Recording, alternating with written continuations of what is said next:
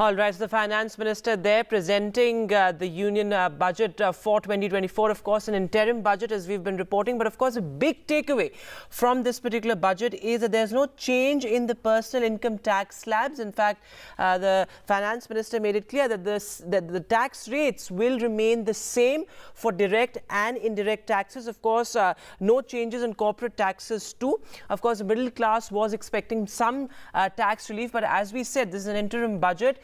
The comprehensive budget or the full budget will, of course, be presented post-elections, post-government formation, perhaps in July. But let's just go through some of the key points that have come out of the Finance Minister's budget speech there. Of course, one focus of the government has been making the filing of tax returns a simpler and a less cumbersome process. In fact, last year as well, this was a big focus. And in fact, the Finance Minister had emphasized making tax returns simpler. Of course, the aim to reduce fiscal deficit to 4.5%. That also is a big takeaway there. My colleague Vishnu Shom is now joining us live from CII. Over to you, Vishnu. What, according to you, are the big takeaways of the Finance Minister's budget speech there? All right, well, what we're going to do in the next couple of minutes before we bring in our panelists is go through some of the key points. Now, let's look now as union budgets go. Remember, this was an interim budget. The time spent on this budget was just a fraction of the time that the finance minister usually spends on a full budget. But this did provide an indicator of the broad macroeconomic situation in the country. It did indicate some key focal areas, and I'm going to go through all of those. This is being seen to be an election budget. Remember, the election coming up. The focus: a young country with high aspirations, pride in the present, hope in the future. The finance minister making some political points as well, saying that previously social justice was mostly a political slogan. It is an economic slogan, is what this government is trying to say. What was the focal areas, or what did the government focus on in the union budget? There were four major groups: women, the poor, youth and farmers. The focus on poverty was with the finance minister mentioning that 25 crore people have been removed from multidimensional poverty in 10 years. She did focus on reskilling and job development, Skill India's mission. She spoke about how there has been a massive endorsement of that. 1.4 crore youth have been trained. The economy, she says, is doing well. The external sector is robust. Very significantly, average real income of people has increased by 50%. There is mention of the India-Middle East-Europe alliance, which is an economic trade corridor, somewhat in the back burner now because of the war in West Asia.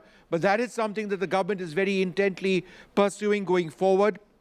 Again, an important political point where she says that there is the trinity of demography, democracy and diversity, which has the potential to fulfill all aspirations. In case you are all wondering, we need to know only one thing: will our tax rates go up and go down? The answer is they remain unchanged. I'll come to that in a moment. There was a big focus on healthcare as well. And one of the key schemes announced, and this is extremely progressive and important, the vaccination for girls between the ages of 9 to 14 against cervical cancer. In terms of continuing with the focus on women, which has been something that Nirmala Sitharaman has focused on, spoken about extensively, 83 lakh self-help groups with 9 crore women are transforming the rural socio-economic landscape. The success of self-help groups by women has empowered 1 lakh crore women to become Lakpati Didis, which the government wants to expand to between 2 and 3 crores.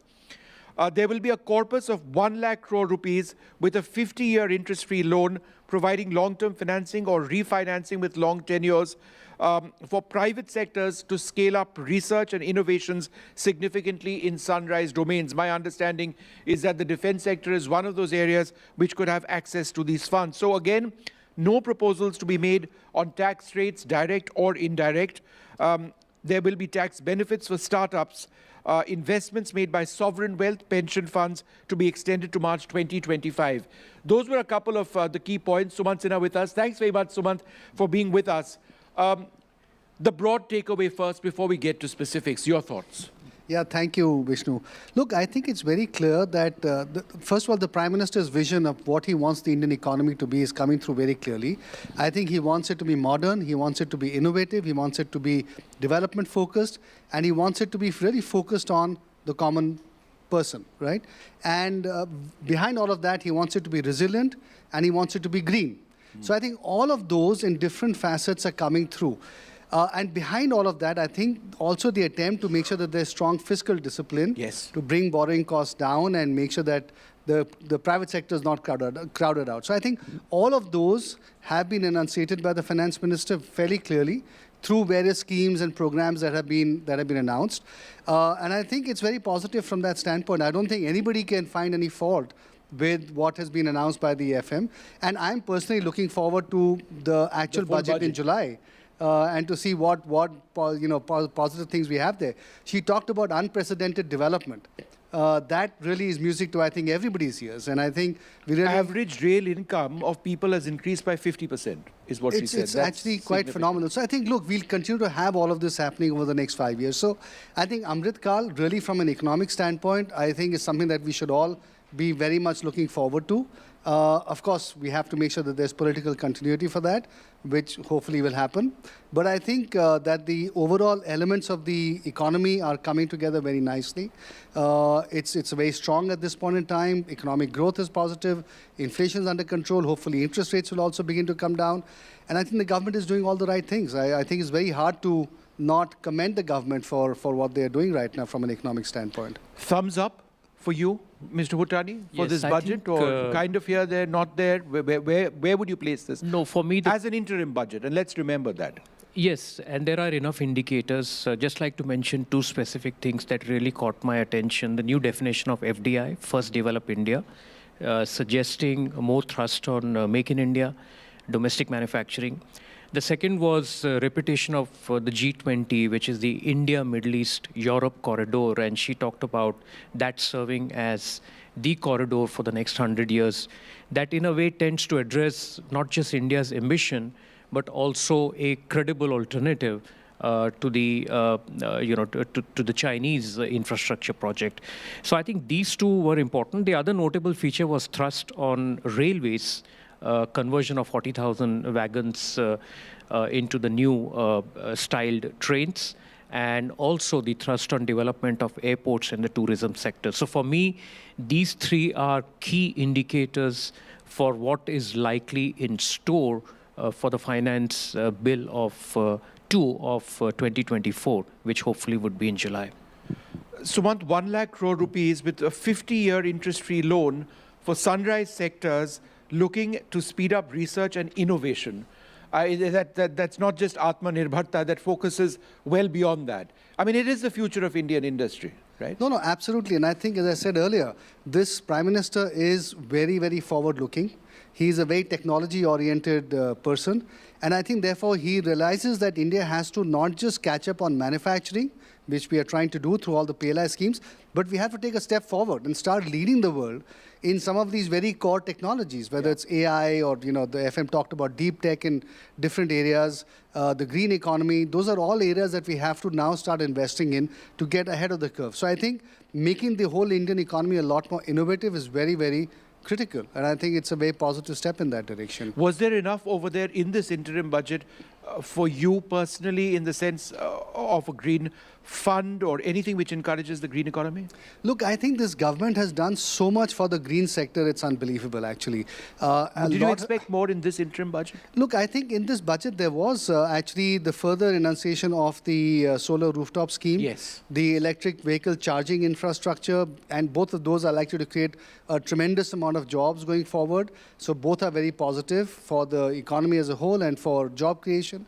And then offshore wind, the FM made the announcement that there will be viability gap funding for 1 gigawatts of offshore wind capacity, which is very critical for us to develop that whole area. Wind is very important, and land is becoming scarce, so going offshore makes eminent sense. To support that is very, very important. The other, last year she talked about batteries having a similar viability gap funding. So one by one, the government is taking up all of these pillars of the green economy, the National Green Hydrogen Mission and so on, and is really pushing those forward quite substantially. So it's quite remarkable. What struck me really, I mean, if you ask me personally, was the focus on women.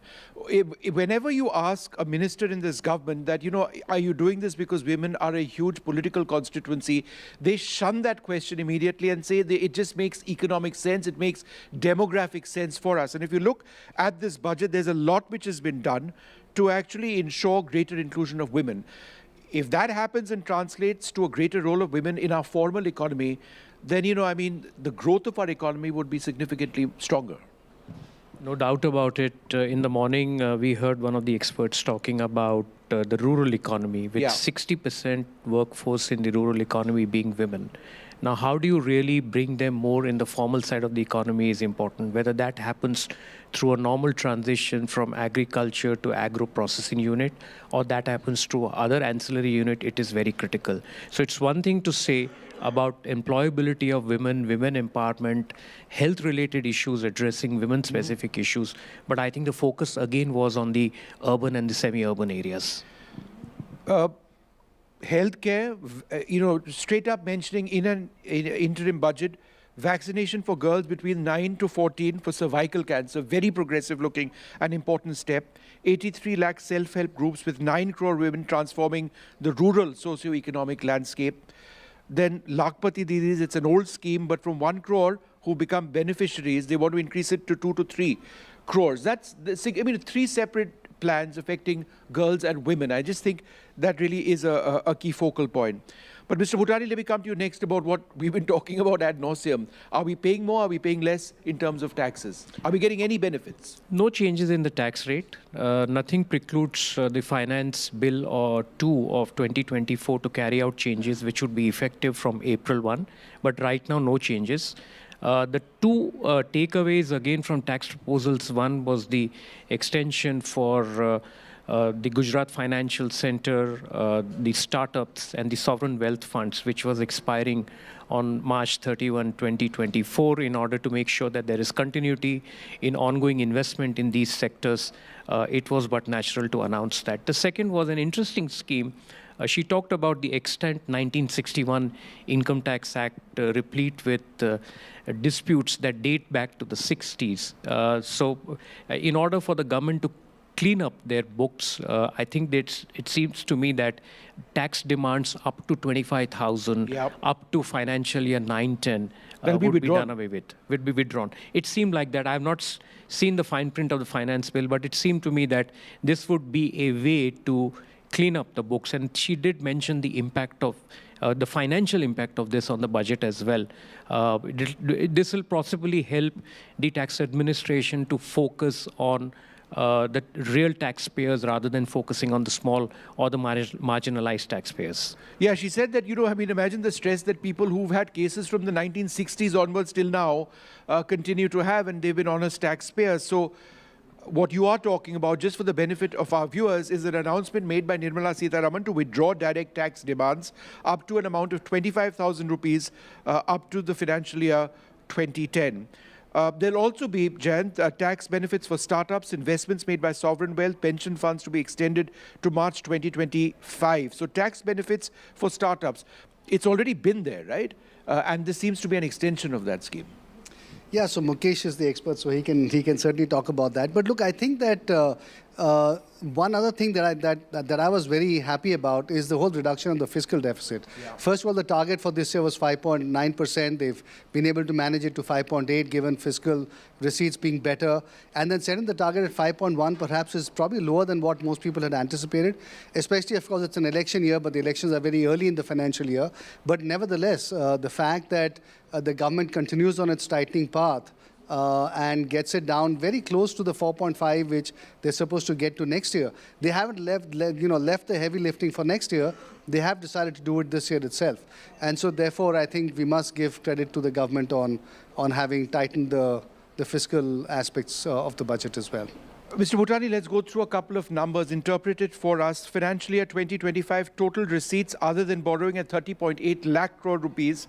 Financial year 2025 total expenditure estimated at 47.6 lakh crores. Any thoughts on that? The receipts encouraging on the back of taxes, right? And greater collections there. If you look at the finance minister's 6 budgets, there is only one budget, and I don't remember the year in which she had overestimated the tax collection. She's been largely, very, not very optimistic about tax collection. So the philosophy has been under promise and over deliver on tax collection. But the government has continued their thrust on capital expenditure. They've been able to triple the capital expenditure in the last 6 years, largely because of robust tax collection. I think she's followed the same philosophy even for future years. As a matter of fact, if she has to achieve the fiscal deficit of 4.5% in 26-27, which is what she's estimating, there's a lot she's banking upon on continuity of tax buoyancy, both on the direct and the indirect tax side. If it continues in that manner, it is achievable. However, the key would be how much does the government continue to invest on the capex side in the next 2 fiscal years?